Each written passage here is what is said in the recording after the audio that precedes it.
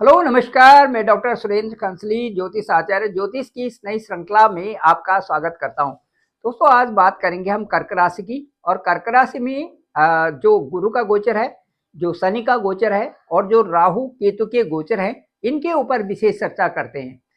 चलिए, सबसे पहले मैं आपको बताना चाहता हूं कि जो गुरु हैं आपके ठीक भाग्य स्थान में है। कर्क राशि से ठीक ठीक जो है यहाँ पर लाभ स्थान में है। लाभ स्थान में यहाँ पर गुरु का होना एक बहुत अच्छी बात है। और यहाँ पर गुरु कई तरह से लाभ आपको दे रहा है। नए साल के आने पर, नए साल जैसा ही आ रहा है, मई तक कई प्रकार की अच्छी जो है उन्नति आपको मिल रही है।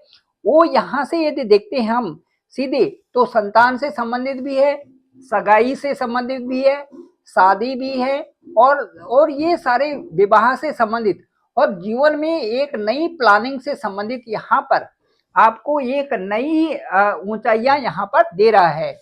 यहाँ से गुरु सीधे जो किन किन भावों पर दृष्टि कर रहे हैं, 1 2 3 4 5, ये देखिए पराक्रम 6 7, एक ये, और फिर 8 9, और फिर देखिए आपका ठीक वो स्थान जहां से कि आप प्रोग्रेस करने जा रहे हैं। कुल मिला के जो गुरु का है, जो 15 मई तक है, कई प्रकार की ऊंचाइयों को देने में आपको सक्षम हो रहे हैं। सबसे अच्छी बात तो ये है कि गुरु आपकी जो शैक्षणिक योग्यता है उसको आगे बढ़ा रहे हैं। और साथ साथ में जो हायर स्टडी से संबंधित जो भी आपके कार्य रुके हुए हैं, वो सब कार्यों को पूर्ण करने में गुरु की अहम भूमिका यहाँ पर बन रही है। गुरु की दृष्टि और गुरु का आशीर्वाद कई सारे कार्यों में जिनमें कि विलंबित होता है, उन विलंबित कार्यों को पूरा करने में गुरु सक्षम हो रहे हैं। तो इस तरह से जो गुरु जब मार्गी होंगे, 4 फरवरी को मार्गी होंगे, तो फरवरी, मार्च और अप्रैल और मई का जो महीना होगा वो बहुत बेहतर रूप से आपको कई प्रकार के अच्छे परिणाम देने में सक्षम होंगे गुरु यहाँ से। उसके बाद गुरु का गोचर मई के बाद गुरु का गोचर ठीक यहाँ पर होगा। और 15 मई के बाद गुरु जब यहाँ पर आएंगे, तो यहाँ आने से आपके कुछ खर्चे होंगे, और वो खर्चे जो होंगे अच्छे कार्यों पर होंगे। वो खर्चे जो होंगे आपके वो शुभ कार्यों पर होंगे, और जो कि आपके सामने ही उनका एक विस्तार होगा कि यहाँ पर इस तरह से खर्चे होने हैं। चाहे वो प्रॉपर्टी से संबंधित हो, चाहे मकान से संबंधित हो, चाहे गाड़ी से संबंधित हो, और चाहे आपके मांगलिक कार्यों में हो। इस तरह से बृहस्पति जब भी द्वादश हाउस में जाते हैं, तो उन द्वादश हाउस से संबंधित जो भी खर्चे होते हैं उनको स्पष्ट रूप से बताते हैं कि ये आपके लिए एसेंशियल जो एक्सपेंसेस हैं उनके बारे में पूरा डिटेल आपको यहाँ से बताएंगे, और उन खर्चों से भी आपको सावधान ही रहना है। अब मैं आपको ये बताना चाहूंगा कि जो यहाँ पर राहु की स्थिति है, आपके ठीक राहु की स्थिति आपके भाग्य स्थान में है। और भाग्य स्थान में आपके साथ में जो 1.5 साल का वर्ष था, ये 1.5 साल से जो यहाँ पर राहु रह रहे हैं, इसमें कोई भी संदेह नहीं है कि कामों में उतार चढ़ाव रहा है। कार्य बहुत तेज गति से नहीं रहे हैं, कभी कार्यों में रुकावट आई है और कभी वो बाधाएं दूर भी हुई हैं। राहु का जो टारगेट है वो कार्य को अचीव करने का है, और कार्य को अचीव करने के लिए उसमें जो भी बाधाएं बीच में आई हुई हैं उनको पूरा करने के लिए भी राहु इस स्थान पर, क्योंकि भाग्य स्थान है और वो बृहस्पति का घर है, इसलिए राहु की तत्परता कार्यों को पूर्ण करने में ज्यादा है। मैं आपको बताना चाहूंगा कि कार्य आपके रुक रुक करके हुए हैं, जिससे आपके मन अशांत भी हुआ है, कई प्रकार की परेशानियां भी आई हुई हैं, लेकिन कार्यों को पूर्ण करना आपका भी उद्देश्य रहा है। और वहां पर जो गोचर ग्रह है उनका भी उद्देश्य यही है कि कार्य किसी भी तरह से पूर्ण हो। इसके बाद जो राहु का गोचर होगा, ये मई के महीने में राहु यहाँ पर आएंगे। राहु जब यहाँ अष्टम स्थान में आएंगे, तो अष्टम स्थान में राहु कई प्रकार से परेशानी भी दे देते हैं, कार्यों को भी रोकना और जो प्रॉपर्टी संबंधी चीजों को भी व्यतीत करना, साथ साथ में स्वास्थ्य का भी थोड़ा सा वहां पर ध्यान रखना जरूरी होता है। तो इसलिए अष्टम भाव में जब राहु आएंगे मई के बाद, तो उस समय राहु के संबंधित जप भी कराने चाहिए, राहु से संबंधित पूजा करानी चाहिए, और इनके जो 72,000 जप होते हैं वो भी करवाने चाहिए, ताकि किसी प्रकार से परेशानी ना हो। धन खर्चा और इस तरह से जो प्रॉपर्टी है उनसे संबंधित कार्यों में व्यवधान यहाँ से राहु डालते हैं, अष्टम भाव से। इसलिए राहु की उन गतिविधियों से को देखते हुए हमें पहले ही राहु से संबंधित उपाय जरूर करवाने चाहिए। अब इसके बाद मैं ये बताना चाहूंगा कि जो यहाँ पर शनि है, यहाँ पर शनि है, तो शनि का जब अष्टम भाव में यहाँ पर रहेंगे, तो अष्टम भाव में जब शनि यहाँ पर रहे हुए हैं तो कार्यों में व्यवधान भी आया हुआ है और कई तरह से स्वास्थ्य पर भी प्रभाव पड़ा हुआ है, इसमें कोई संदेह नहीं है। लेकिन शनि क्योंकि अपने ही घर में यहाँ पर हैं और शनि मार्गी भी हैं, तो अब जो शनि का जो यहाँ पर जो 13-14 फरवरी के बाद शनि मीनस्थ होंगे और शनि आपके ठीक भाग्य स्थान में चले जाएंगे। तो ये जहां पर भी जाते हैं शनि उस स्थान को बहुत अच्छा बना देते हैं। तो 29 मार्च यानी कि 1 अप्रैल से शनि के ठीक भाग्य स्थान में यहाँ पर गोचर रहेगा और यह ट्रांजिट सभी एस्ट्रोलॉजर के द्वारा बहुत अच्छा बताया जा रहा है कि जो भाग्य स्थान है यहाँ पर शनि यहाँ पर विशेष प्रकार की उन्नति आपके साथ में करेंगे।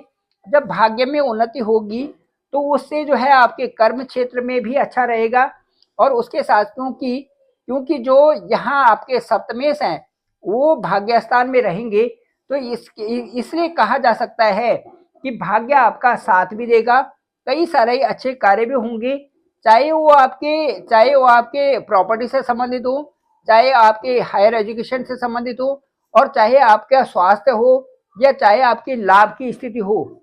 इन सब में ही यहाँ से जब शनि यहाँ पर गोचर करेंगे 1 अप्रैल 2025 को, तो यहाँ की स्थिति एक बहुत अच्छी स्थिति आपके भाग्य की हो जाएगी। भाग्य की अच्छी स्थिति होने से आपके जो रुके हुए कार्य थे, जो रुक के हो रहे थे, उनमें वृद्धि होगी और साथ साथ में आपका कार्य क्षेत्र भी बढ़ेगा और आपको एक हायर स्टेटस भी यहाँ पर मिलेगा। विशेष करके बुजुर्गों से या विशेष करके बड़े लोगों से आपको आशीर्वाद मिलेगा, चाहे वो आपके बॉस हों या चाहे आपके पिता हों, और जो भी आपसे बड़े लोग हैं उनका आशीर्वाद भी आपके साथ में बना रहेगा। इस तरह से ये कर्क राशि का जो पूरा साल है वो यदि ग्रह गोचर के हिसाब से देखा जाए तो ये बहुत सुंदर भी रहेगा और इसके साथ साथ में थोड़ा सा इन्वेस्टमेंट पे आपको ध्यान रखना पड़ेगा।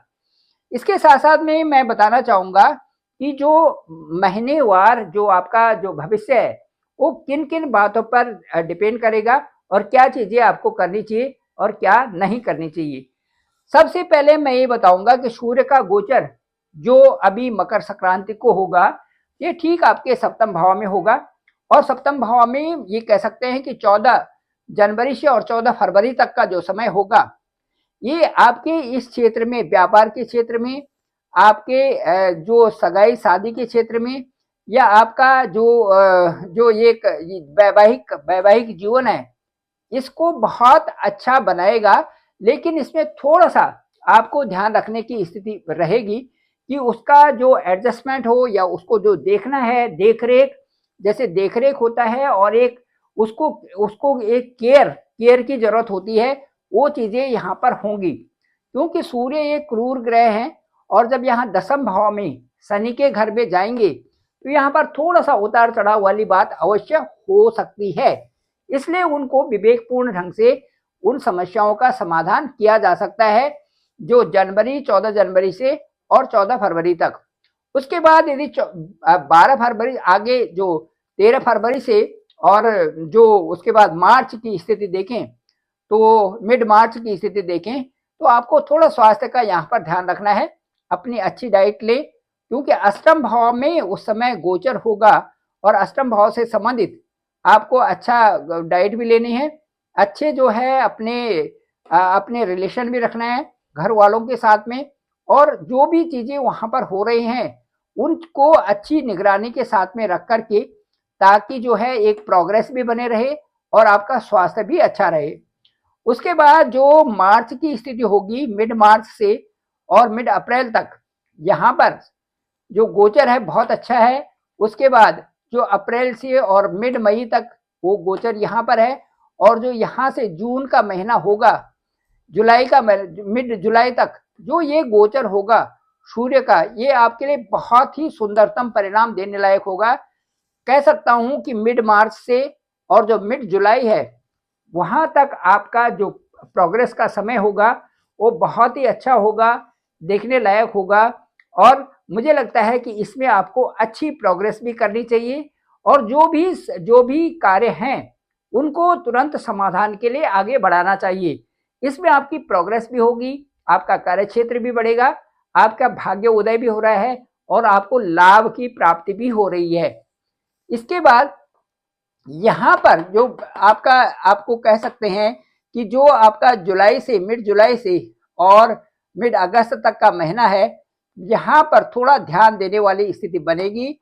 जो मिड जुलाई से और मिड अगस्त का स्थिति है, और उसके बाद यहाँ पर आपको जो जो ये जुलाई और अगस्त का जो महीना है, यहाँ पर आपको मान सम्मान की प्राप्ति मिल रही है।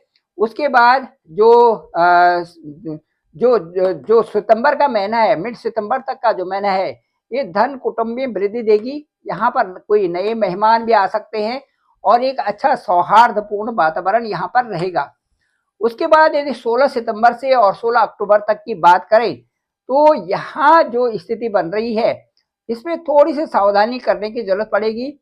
किसी भी वाद विवाद में न पड़े, प्रॉपर्टी संबंधी विवाद में न पड़े, और यहाँ पर भाई बहनों से भी अच्छा व्यवहार रखना बहुत जरूरी है। उसके बाद जो ये आपका 16 जो अक्टूबर से और 16 नवंबर का पीरियड रहेगा, इस समय आपने सावधानी बरतनी है। जो प्रॉपर्टी संबंधी चीजों को आप जो सेल परचेज कर रहे हैं उसमें सावधान रहें, और जो भी किसी प्रकार से ऐसा इन्वेस्टमेंट न करें जो कि आपको परेशानी में डाल दे। उसके बाद यहाँ की स्थिति हम देखते हैं तो ठीक जो है 16 नवंबर से और 15 दिसंबर तक का जो ये पीरियड रहेगा, ये आपके लिए वरदान साबित होगा। कई महीनों में आपको ये बहुत अच्छा परिणाम यहाँ से देने वाले हैं। शुक्र के लिए ये स्थान, ये मंगल का स्थान होगा, यहाँ पर परम मित्र सूर्य आएंगे, तो ये पंचम स्थान में आपकी प्रोग्रेस देखी जाएगी। उसके बाद जो 15 दिसंबर से और 14 जनवरी है, उसमें देखते हैं कि जो यहाँ पर जो शत्रु पक्ष है या जो ऋण रोग और शत्रु हैं, ये आपके कम होंगे, और कई तरह से आपको इसमें अच्छा फायदा भी होने वाला है दिसंबर के महीने में। तो ये था 2025 का कर्क राशि वालों के लिए। और मैं ये समझूंगा कि कर्क राशि वाले अब अपने आप में एक बहुत महत्वपूर्ण राशि भी है, ये समझदार भी हैं, और सबसे बड़ी बात है कि ये केयरिंग वाले होते हैं। ये अपना ध्यान भी रखते हैं और लोगों का ध्यान भी रखते हैं। इसलिए इस राशि के लिए कहना पड़ेगा कि ये मेहनती भी होते हैं, और साथ साथ में उन चीज़ों को बड़े अच्छे तरीके से, इंटेंस रूप से उनके ऊपर ध्यान देते हैं जहां पर कि इनको प्रोग्रेस करना है। तो इसलिए जो 2025 का जो वर्ष है, ये कर्क राशि वालों के लिए बहुत ही उत्तम रहने वाला है। Thank you very much. मैं डॉक्टर सुरेंद्र खंसली, ज्योतिष आचार्य। डिस्क्रिप्शन पे मेरा नंबर है 9868280191। आप डायरेक्ट मुझे कॉल भी कर सकते हैं। आपके हॉरोस्कोप को लेंगे, आपका लग्न क्या है, आपकी दशाएं क्या चल रही हैं, उसके साथ साथ में ग्रह गोचर की क्या स्थिति है, वो उच्च के हैं, नीच के हैं, और इनके साथ में सारी एक व्याख्या करके एक समाधान के रूप में ओवर फोन आपसे बात की जाएगी, और वो विश्लेषण शायद आपको जरूर पसंद भी आएगा। Thank you very much. आप सभी लोगों का धन्यवाद, आप सभी लोगों का आभार। आप मेरे इस चैनल को लाइक करें, शेयर करें, सब्सक्राइब जरूर करें, सभी लोगों तक भेजें ताकि सबको इसकी जानकारी हो सके। आप सभी लोगों का पुनः धन्यवाद, आभार।